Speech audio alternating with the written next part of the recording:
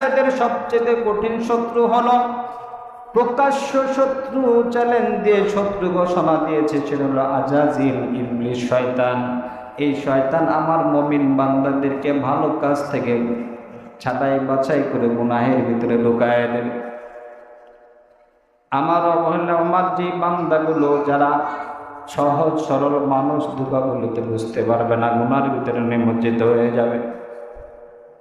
যখন মনে পড়বে ওই বান্দা, যখন আমি আল্লাহ রাব্বুল আলামিনের দরবারে নিজে অনুতপ্ত হয়ে 2 রাকাত নামাজ পড়ে সিজদায় পড়ে যাবে, ওই সিজদায় করে আল্লাহকে বলতে থাকবে, মালিক আমি ভুলে গেছি, ভুল করে ফেলেছি, তুমি আমাকে মাফ করে দাও।